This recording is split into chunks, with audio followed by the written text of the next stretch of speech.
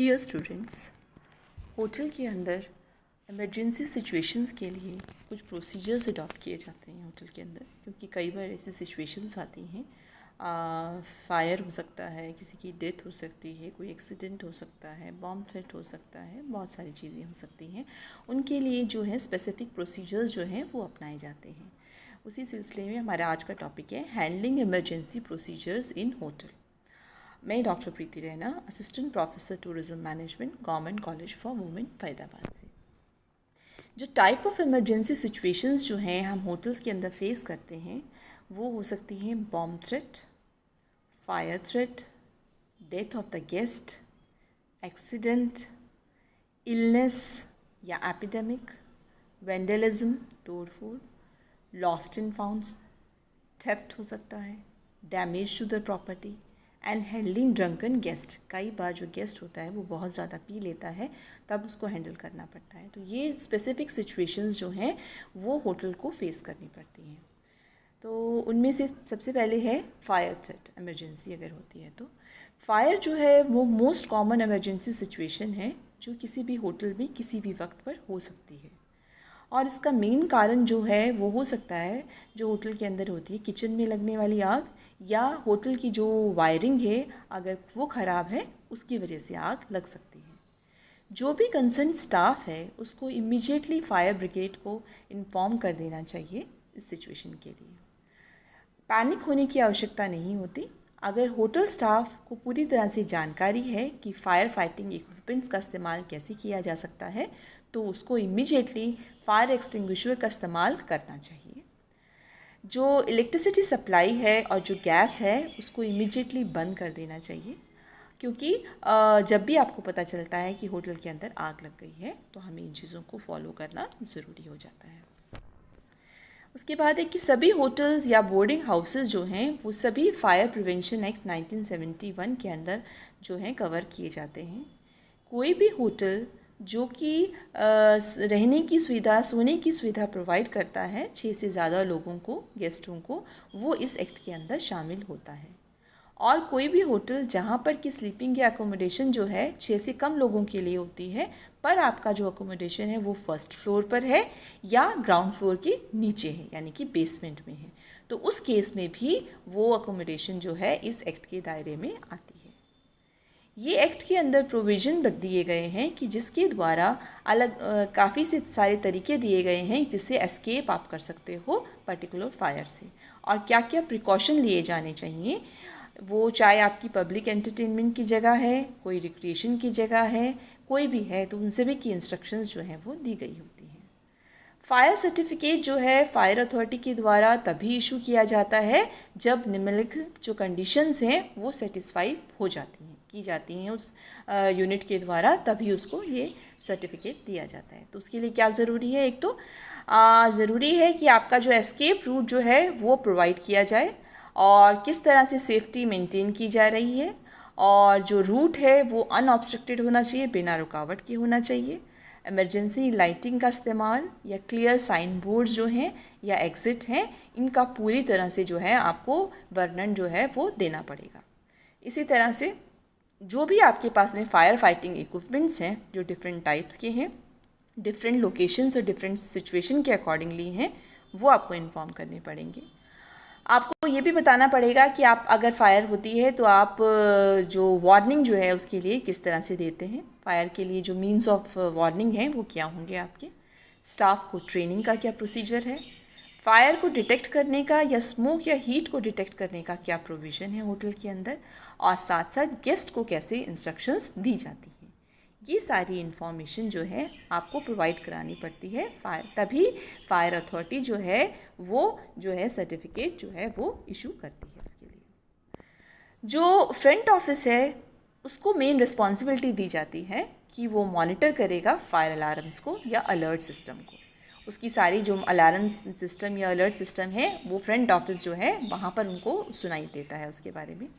एक अच्छी मैनेजमेंट जो है वो एक अच्छा प्लान बनाती है जिससे कोशिश होती है कि जो है अगर कोई फायर इमरजेंसी हो तो उसके लिए जो है किस तरह से अपने स्टाफ को ट्रेन करके रख सकती है ताकि वो उस सिचुएशन को बहुत पीसफुली टैकल कर सके। इस प्लान में शामिल जो होती हैं चीज़ें वो क्या हैं? सबसे पहली इम्पॉर्टेंट है इमरजेंसी एस्केप। इमरजेंसी की सिचुएशन में किस तरह से उस सिचुएशन से बाहर निकाला जा सकता है, गेस्ट को भी और खुद को भी, और क्या रास्ता अपनाया जाएगा, वो सब आता है उसमें। इसी तरह से प्रोसीजर्स होता है जो कि एम्प्लॉय फॉलो करते हैं, जो कि होटल ऑपरेशन के अंदर जो भी इम्पॉर्टेंट जगहों पर काम कर रहे हैं, उस जगह को खाली करने से पहले उनको क्या स्टेप्स फॉलो करने ज़रूरी होते हैं। साथ ही प्रोसीजर्स की किस तरह से सारे एम्प्लॉयज़ को जो है इवैक्यूएट करने के बाद में क्या जो है स्टेप्स लेने होते हैं। साथ ही जो भी फर्स्ट एड की ड्यूटीज़ हैं या रेस्क्यू करने की ड्यूटीज़ हैं, गेस्ट को बाहर निकालने की ड्यूटीज़ है, वो किस किस को दी गई है, ये भी प्लान किया जाता है। और फायर को रिपोर्ट करने के जो कौन से तरीके हो सकते हैं इमरजेंसी के दौरान पर, उन सब पर भी जो है प्लानिंग की जाती है।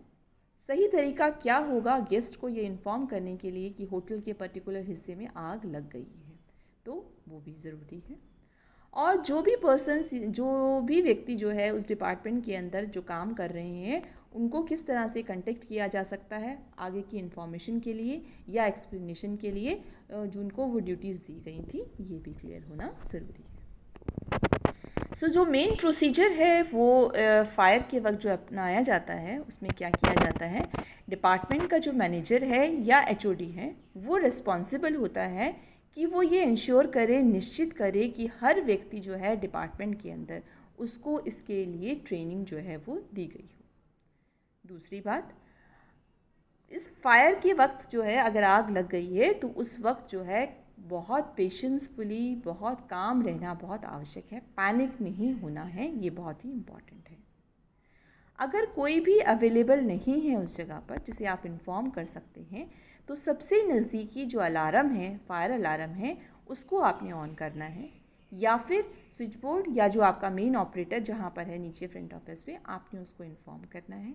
वो भी पॉसिबल नहीं हो पा रहा है तो इमरजेंसी फायर सर्विस का जो नंबर है लोकल अथॉरिटीज़ का, उसको इन्फॉर्म करना है। ये चीज़ें इमीडिएटली करनी ज़रूरी हैं। जब आप इन्फॉर्म करेंगे तो आपको अपना नाम बताना है, लोकेशन बतानी है जो आपका होटल है उसकी, आग कहाँ लगी है उसका लोकेशन बताना ज़रूरी है, कितनी आग लगी है, किस तरह की आग लगी हुई है, वो सारी चीज़ें इन्फॉर्म करनी ज़रूरी है। किस तरह की का मतलब हो गया, बिजली के वायर में लगी है या कोई फ्यूल जो है, गैस है, उसकी वजह से आग लग गई है, वो सारी चीज़ें इन्फॉर्म करनी ज़रूरी है। अगर पॉसिबल हो तो बिना परेशानी में डाले अपने आप को कोशिश करनी है कि आप जो है प्रॉपरली एक्सटिंग्विशर का इस्तेमाल करते हुए उस फायर को बुझा पाएँ। और अगर ये पॉसिबल नहीं है तो सभी दरवाज़ों को बंद कर दिया जाए, ताकि जो है और जो फायर जो है चारों तरफ ना फैले, और कोशिश करें कि आप वहाँ से बाहर निकल जाएं। अगर सेफ़ हो सके तो आप वेट करें उस एरिया के अंदर, कुछ दूरी पर, आग जहाँ लगी है वहाँ से कुछ दूरी पर वेट करें, ताकि अगर कोई व्यक्ति जो है उस मदद के लिए आता है तो आप उसको एग्जैक्ट लोकेशन जो है वो बता सकते हैं कि वो लोकेशन बेसिकली क्या है। ये इस तरह से आप देख सकते हो, फायर अलार्म है, हम उसको बेसिकली जो है वो कर सकते हैं। और साथ ही जो है इस तरह से आपका फायर एक्सटिंग्विशर भी होता है। साथ ही ये भी ध्यान रखना ज़रूरी है कि जो भी लॉजिंग जो है, जो इंडस्ट्रीज़ हैं आपकी, चाहे आपका होटल है आपका, जो फायर और स्मोक जो है डिटेक्टर्स होते हैं, वो नॉर्मली कॉरिडोर्स के अंदर, स्टेयर्स के पास में या स्टोर रूम्स में जो हैं वो लगे हुए होते हैं, या फिर कई होटल्स के अंदर सभी कमरों में भी लगे होते हैं वो डिटेक्टर्स। और ये डिटेक्टर्स जो हैं ये भी दो तरह की हो सकते हैं। एक तो ऐसा कि आग लगने के बाद, यानी स्मोक इकट्ठा हो गया, उसके बाद में वो अलार्म जो है वो डिटेक्ट कर पाएगा। और कुछ ऐसे होते हैं जब उनको ये फीलिंग आती है कि ये स्मोक बिल्डअप हो रहा है या फायर फ्लेम बिल्डअप हो रही है, तो उससे पहले ही वो अलार्म जो है वो बच जाता है, यानी कि डिटेक्ट कर सकते हैं और आप हमें इन्फॉर्मेशन जो है वो मिल सकती है। और नॉर्मली जो है होटल्स के अंदर जो फायर होती है वो 4 तरह से हो सकती है। एक तो होता है फर्स्ट है आपका क्लास ए फायर, जो कि ऑर्डिनरी कंबस्टिबल्स की वजह से होती है, ऑर्डिनरी आइटम्स जिनमें आसानी से आग लग सकती है, जो फ्यूल है उसमें आसानी से आग लग सकती है, उसकी वजह से हो सकती है। दूसरा हो सकता है कि लिक्विड जो है जिनका इस्तेमाल किया जा रहा है, जो कि फ्लेमेबल हैं, जिनमें आसानी से जो आग पकड़ लेते हैं, उस कारण से आग लग सकती है। तीसरा, अगर कोई इलेक्ट्रिकल इक्विपमेंट्स हैं वायरिंग है उसमें कोई प्रॉब्लम हो गई, उसकी वजह से भी आग लग सकती है। और चौथा, जैसे कि किचन के अंदर कुकिंग ऑयल या फैट जो है उनका इस्तेमाल किया जा रहा है, उनमें आग लगने की वजह से जो है फायर जो है वो हो सकती है। तो ये सिचुएशंस हो सकती हैं। अब इमरजेंसी के दौरान किन बातों का जो हमें ध्यान रखना है, वो ये सबसे ज़्यादा इम्पॉर्टेंट वो ये है, एक तो एलिवेटर का इस्तेमाल ना किया जाए, ठीक है। दूसरा, आप जो है डोर, जो आपका आसपास दरवाज़ा है उसको आप फील कर सकते हैं, अपने जो हाथ है उसके उल्टे हाथ की तरफ से जो है देख सकते हैं कि वो गर्म तो नहीं है। आप ये देखिए, आपको उसे खोलने की ज़रूरत आवश्यकता नहीं है। आप फ्लोर के ऊपर जो है नीचे लेवल पर होके चलेंगे और ज़रूरत पड़ेगी तो क्रॉल कर सकते हैं आप, क्योंकि जो स्मोक है वो हमेशा ऊपर की ओर फैलती है। तो basically stop, drop and roll और करते हुए आप उस एरिया से बाहर निकलें। फायर के अंदर हम देखते हैं मोस्टली जो स्मोक है उसकी वजह से 80% लोगों की डेथ होती है, सांस लेना जो है मुश्किल हो जाता है। तो एक्चुअल फायर से ज़्यादा ये नुकसानदायक जो है वो होता है। और जब क्या कहते हैं, आप हमें एक अलर्ट टोन जो है वो सुनाई देती है कि हमें पता चला आग लगी है, उसके लिए काम रहने की ज़रूरत है, पैनिक नहीं होना है। और जो फायर एवैक्यूएशन प्रोसीजर जो है डिपार्टमेंट की तरफ से दिया गया हुआ है या जो सुपरवाइज़र का इंस्ट्रक्शन है उसको फॉलो करना है। अगर गेस्ट जो है वो ये पूछता है कि क्या हो रहा है, तो उसको जो है कोई कंसर्न या अलार्म जो है, there is no need for concern and the alarm is being investigated, तो उसको बताया जाए कि जो है ज़्यादा चिंता करने की ज़रूरत नहीं है, जो अलार्म है उसको चेक किया जा रहा है कि वो अलार्म जो है वो क्यों बजा है। और कभी भी आप उसको एकदम से ये ना बताएं कि नहीं आग लग गई है, तो आप इस तरह से क्या होगा, सारे गेस्ट जो हैं वो पैनिक हो जाएंगे बेसिकली। और अगर ये कहा गया है, इंस्ट्रक्शन दी गई है कि इवैक्यूएट किया जाए, तो आप सभी दरवाज़ों और खिड़कियों को बंद कर दें। जो भी इलेक्ट्रिकल इक्विपमेंट्स हैं, आप उस एरिया से निकलने से पहले उन्हें भी बंद कर दीजिए। जो गेस्ट है उसको एस्कॉर्ट करें प्रॉपर्टी से बाहर निकालने के लिए इवैक्यूएशन प्रोसीजर को फॉलो करते हुए। अपना रास्ता बनाएं और सीढ़ियों के द्वारा एग्ज़िट करें आप जो है, और जो असेंबली पॉइंट निश्चित किया गया है उस जगह पर आके सब लोग इकट्ठा हो जाएं।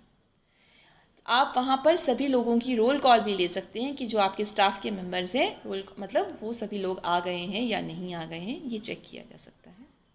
दूसरा, स्पेसिफिक फायर इंस्ट्रक्शंस जो हैं वो लोकेटेड होती हैं प्रोसीजर के अंदर, जो मैनुअल जो है वो दिया गया होता है रिटर्न के अंदर जो है वो ये लिखी हुई होती है, उन्हें आप चेक कर सकते हो। और अपने आप को आप ये देखें कि उस सिचुएशन के अंदर आपकी जो रिस्पॉन्सिबिलिटी है एज एन एम्प्लॉय, आप उसको फॉलो करें बेसिकली। तो इस तरह से आप देखोगे तो ये रूट के लिए जो है मार्किंग जो है साइंस दिए होते हैं कि इमरजेंसी की सिचुएशन में आपको कौन सा रास्ता जो है वो बेसिकली अपनाना है, ये ज़रूरी होता है। अगर आप गेस्ट रूम के अंदर हैं या अपने डिपार्टमेंट के अंदर बंद हैं, तब आप क्या कर सकते हैं, जो इस एरिया के अंदर जो आपका नहीं है, तो फायर के दौरान जो है अगर आप जो गेस्ट रूम को छोड़ेंगे उससे पहले आप देखें, डोर के दरवाजे के पीछे आप चेक करेंगे कि क्या कौन सी लोकेशन है आपके नज़दीक जो है फायर एग्ज़िट जो है वो कौन सा है, जहाँ पर भी आप हैं उसके नज़दीक फायर एग्ज़िट कौन सा होगा। अपने रूम की जो है वो साथ में ले लें। अगर फायर या स्मोक जो है बहुत ज़्यादा है तो जो है आपको पीछे के रास्ते से आना पड़ेगा।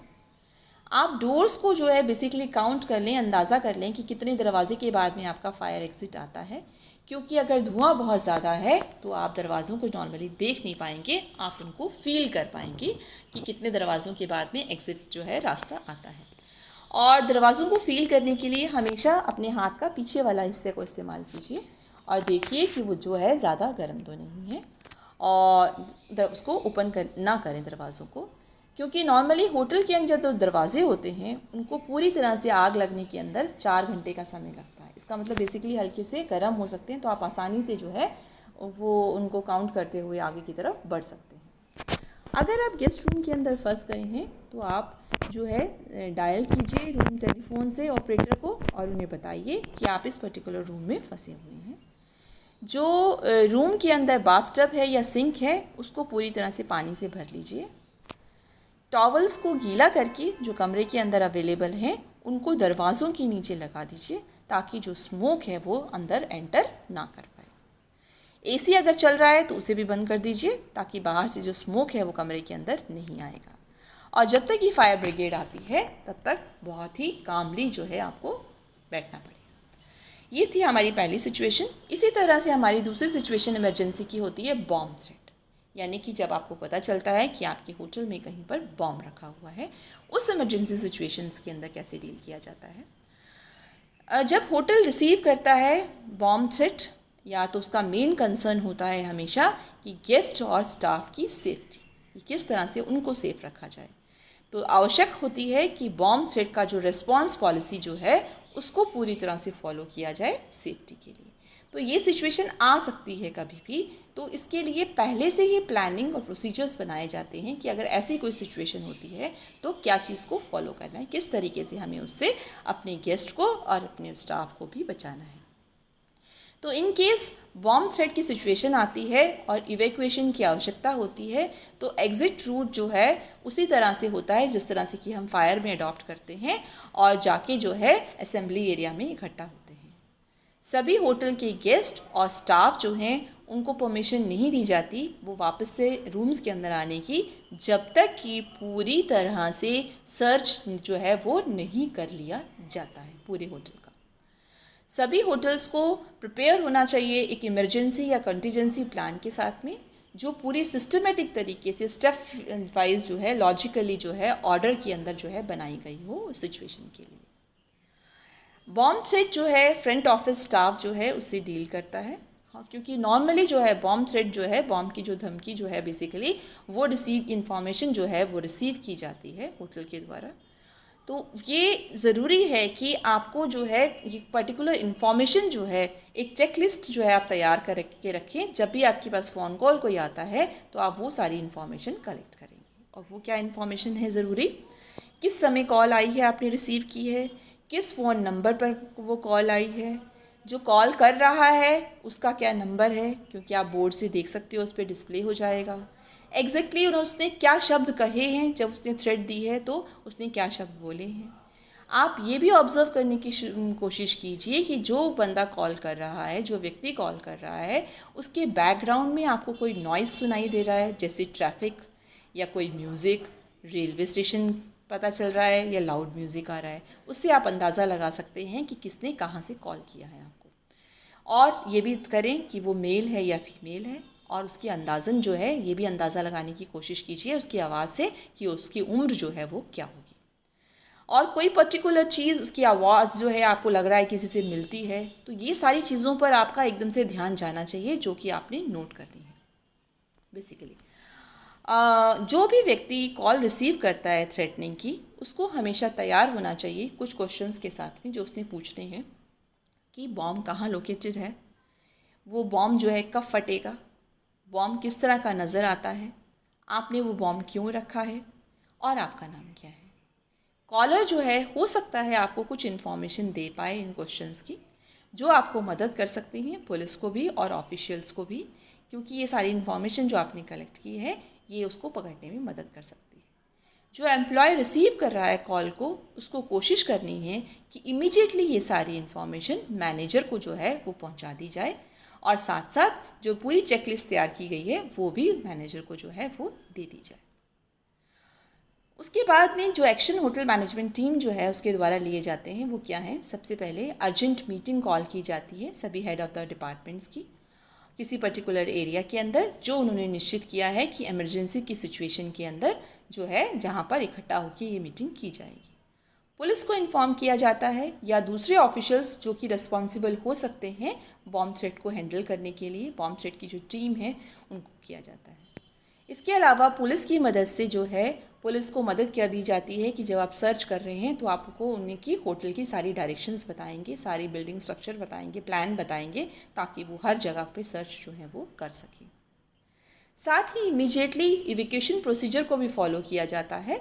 जब आपने जो है पुलिस से इन्फॉर्मेशन मिल गई और पुलिस ने आपको बोला कि आप जो है होटल को खाली कर दीजिए। होटल का इवैक्यूएशन उसी तरह से होता है जिस तरह से आपने फायर इवैक्यूएशन प्रोसीजर जो है वो अडॉप्ट किया है।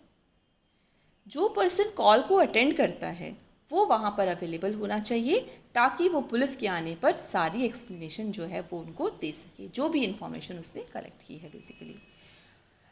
जो एक्शंस अब लिए जाते हैं, अब आपने देखा कि आपको लगा कि जिस वजह से कोई सस्पिशियस ऑब्जेक्ट जो है वो नज़र आया, आपको मिल गया, अनआइडेंटिफाइड ऑब्जेक्ट है वो मिला, तो कोशिश करनी चाहिए कि आप उसको जो है हैंडल नहीं करेंगे, उसे हिलाएंगे नहीं। उस इमरजेंसी रिस्पांस रूम को के अंदर जो है आप फिर क्या क्या चीज़ों का ध्यान रखेंगे, आप लोकेशन ऑफ ऑब्जेक्ट बताएंगे उस सिचुएशन के अंदर कि उसकी वो कहाँ पर लोकेटेड है, आपको क्यों लगा कि वो सस्पिशियस है, वो ऑब्जेक्ट जो आपको दिख रहा है वो कैसा है, वो बॉक्स की तरह है, अटैची की तरह है, कोई टॉय की तरह है, आपको क्या फील हो रहा है जब आपको लगा कि ये है, कोई और इन्फॉर्मेशन उस ऑब्जेक्ट के बारे में जो देनी है। और उस जगह पर जो भी पर्सन्स हैं जो रिस्क जिनको हो सकता है उनको वहाँ से रिमूव किया जाएगा। उस जगह का कंट्रोल आप ले लेंगे और कोशिश करेंगे कि कोई भी कोशिश आके उस जगह से उस ऑब्जेक्ट को ना हिलाए। पूरी तरह से जो है उस ऑब्जेक्ट के बारे में पता भी लगाएंगे कि ऐसा तो नहीं है वो किसी का है, क्योंकि कई बार ऐसे इश्यूज़ भी हो जाते हैं कि कोई इनोसेंट पर्सन गलती से कोई चीज़ जो है अपनी छोड़ गया है और होटल जो है स्टाफ उसको एक बॉम्ब की तरह जो है, बॉम्ब थ्रेट की तरह जो है समझ लेता है। तो आपको ये भी जानना ज़रूरी है कि कहीं वो किसी का है तो नहीं बेसिकली। उसके बाद आपका सर्च प्रोसीजर जो है वो जारी रखेंगे जब तक कि सभी एरियाज़ जो हैं जो आपने किए वो हैं वो पूरी तरह से सर्च जो है वो नहीं कर लेते। और क्योंकि कई बार हो सकता है कई और अनआइडेंटिफाइड ऑब्जेक्ट्स भी आपको वहाँ पर मिल सकते हैं। अगर कोई अनआइडेंटिफाइड ऑब्जेक्ट हमें मिल जाता है तो सिस्टमेटिक तरीके से इवैक्यूएशन किया जाएगा और उसका सर्च किया जाएगा। जो डिसीजन जो है वो सीनियर मैनेजमेंट लेगी पुलिस की मदद से कि क्या वापस से सभी लोगों को उनके रूम्स में भेज दिया जाए, जो आपने बाहर निकाले थे उनको, उन सभी को।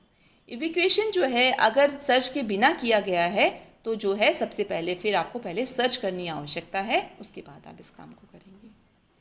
कोई भी इफ़ेक्टिव बॉम्ब थ्रेट प्रोसीजर जो है उसके लिए जो है बहुत ज़रूरी है कि एक सही रूप से जो है ट्रेनिंग प्रोग्राम जो है वो दिया जाना चाहिए होटल स्टाफ को।